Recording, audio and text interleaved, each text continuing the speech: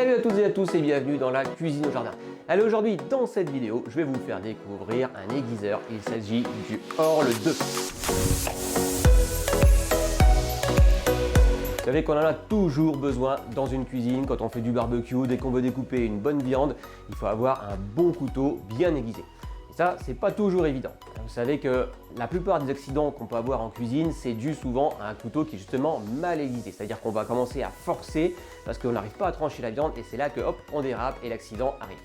Alors pensez bien à avoir toujours un bon appareil pour aiguiser vos couteaux dans votre cuisine. Le Orle, lui, vous allez le voir, est un aiguiseur qui est vraiment super pratique, super efficace et en plus, il est vraiment joli.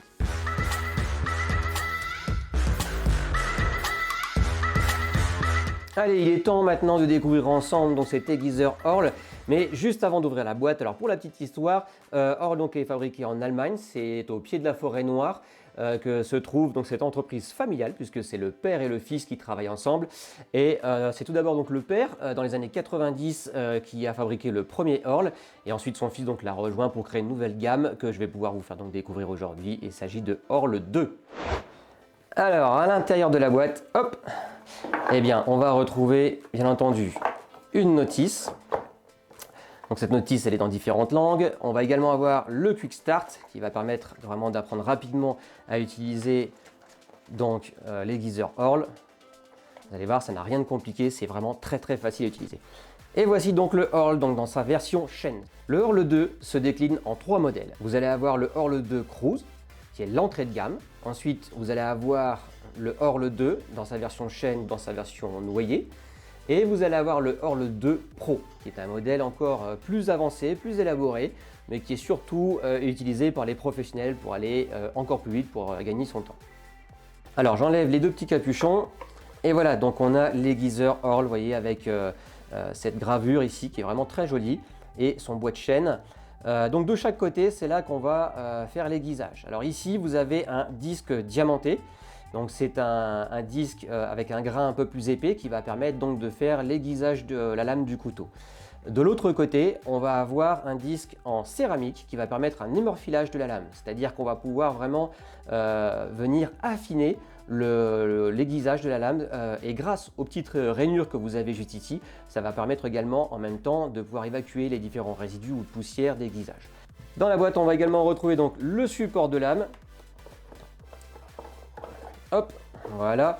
Donc un support de lame avec deux parties de chaque côté. Donc on va avoir un angle de 15 degrés et un angle de 20 degrés. Donc l'angle de 20 degrés est utilisé pour les couteaux dits européens. Quant à l'angle de 15 degrés est utilisé pour les lames dont l'acier est très dur, les lames qu'on le retrouve en général sur les couteaux japonais. Donc qui demandent d'avoir un tranchant vraiment très fin. Donc juste derrière cette surface antidérapante sur laquelle on va venir poser la lame, eh bien on va retrouver des aimants en néodyme, ce qui va permettre d'avoir un excellent maintien de la lame. Allez, on passe à la pratique, vous allez voir, c'est vraiment génial.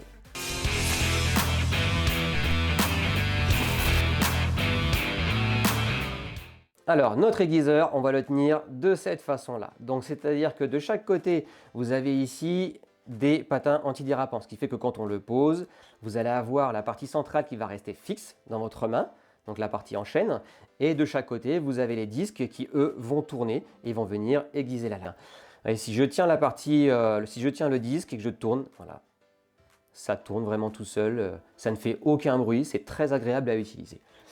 Alors, comme je le disais tout à l'heure, les couteaux européens, on utilise l'angle de 20 degrés. Donc je vais tout simplement poser mon support de lame. Je viens prendre ma lame, mon couteau directement, et je vais venir le poser. Hop, vous avez vu, c'est aimanté, ça le prend direct. C'est hop, voilà. Donc il y a un excellent maintien, ça ne bouge pas. Juste en dessous du support de lame, on a des petits patins antidérapants, ce qui va faire que vraiment, quand je vais aiguiser, eh bien, vous allez voir, ça ne bouge pas. Alors, je vais commencer par prendre donc le disque diamanté. Je vais venir le poser tout simplement comme ça.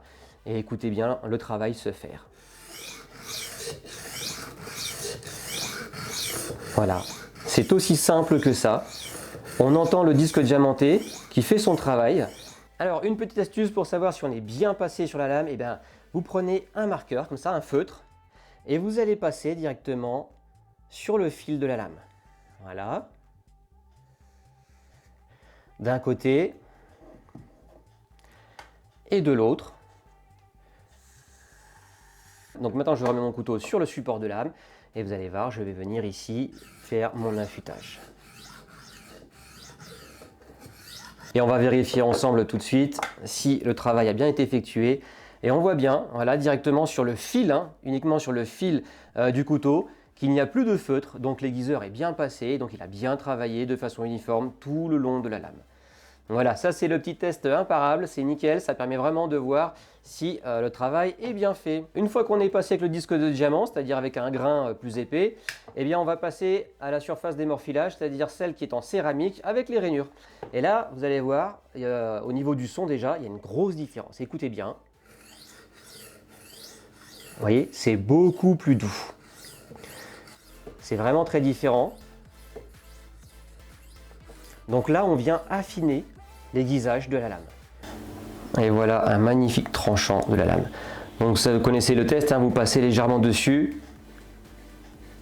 Voilà, on sent que ça racle un petit peu. Donc ça, c'est voilà, on sent que l'aiguisage est vraiment top. Allez, on va se faire un dernier test. On va prendre quelque chose pour découper. Allez, je vais prendre simplement une pomme, vous allez voir. On va voir si vraiment le tranchant est impeccable. Voilà, j'ai vraiment une découpe de la pomme qui est nickel, parfaite. Et c'est vraiment très très facile. Voilà. En plus, c'est une grosse lame que j'ai là. Et on voit bien, sans forcer, sans quoi que ce soit, je peux faire des tranches vraiment très très fines avec mon couteau qui est vraiment super bien aiguisé grâce au Horl. Voilà, et après l'aiguisage, alors ce qui peut se passer, c'est qu'on retrouve des fois, voilà, sur le disque, vous voyez, un peu de résidus dessus. Alors surtout, vous ne le nettoyez pas avec de l'eau.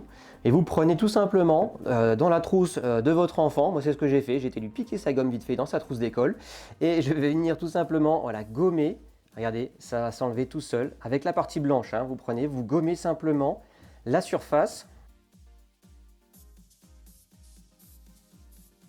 et on retrouve un disque quasi neuf, c'est vraiment, il est impeccable, il est tout propre, donc on peut le faire des deux côtés, aucun souci, mais voilà, surtout ne pas mouiller les disques d'aiguisage. Allez, on y va pour un dernier test.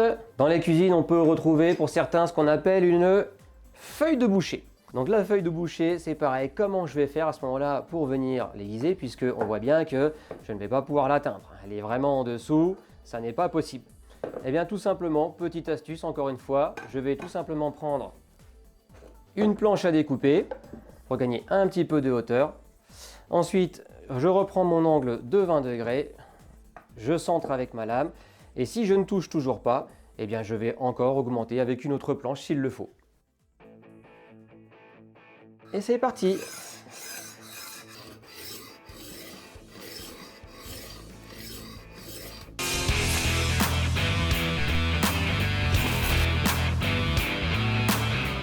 Sachez également qu'il y a différentes options qui sont disponibles surtout à partir du Horl Pro 2 et le Horl 2 version chaîne. Vous voyez, c'est-à-dire que sur les côtés, vous allez pouvoir dévisser les disques, donc le disque de diamant par exemple, vous voyez, ça s'enlève très facilement. Le disque de céramique également, hop, ça se dévisse. Et vous pouvez retrouver en accessoire, je vais vous montrer ici par exemple, voilà, il y a différents coffrets, donc vous pouvez avoir celui-ci avec donc des disques encore différents. Ce sont des disques qui sont adaptés vraiment pour les couteaux vraiment très haut de gamme, avec des grains encore une fois différents. Donc, vous voyez, on reprend le Horl, ça vient se visser dessus. Voilà, très facilement, hop, je mets dedans, je visse, je mets l'autre partie. Voilà, et je me retrouve donc avec deux disques, deux pierres encore différentes qui vont me permettre de venir affûter mes couteaux très haut de gamme avec un grain différent. Vous retrouverez également cette partie-là qui est en cuir, le cuir qui va venir vraiment nettoyer à la fin la lame, donc les résidus de poussière que vous avez dessus. Voilà. Et il existe également bien d'autres accessoires que vous pouvez retrouver encore directement sur le site de Horl. Vous allez voir, je vous invite à aller faire un tour. C'est assez sympa et notamment alors un accessoire que je n'ai pas eu encore aujourd'hui, mais qui est la station pour pouvoir venir poser. Donc c'est une station en bois dans laquelle vous allez poser le Orle et que vous pourrez laisser dans la cuisine parce que comme on s'en sert régulièrement de son aiguiseur, et bien voilà, vous l'aurez à portée de main très facilement. Et bien voilà donc pour cette vidéo sur le Orle 2, donc un aiguiseur vraiment super pratique, un aiguiseur qui est aussi efficace, qui est très joli et très facile à utiliser. Allez, comme d'habitude, juste avant de nous quitter, si vous avez des questions, si vous avez des commentaires, n'hésitez pas à les partager, je me ferai toujours un plaisir de vous répondre. N'hésitez pas aussi à laisser un petit like et surtout partager cette vidéo afin qu'un maximum de personnes puissent découvrir les plaisirs de la cuisine de jardin. Allez, à très bientôt. Ciao, ciao!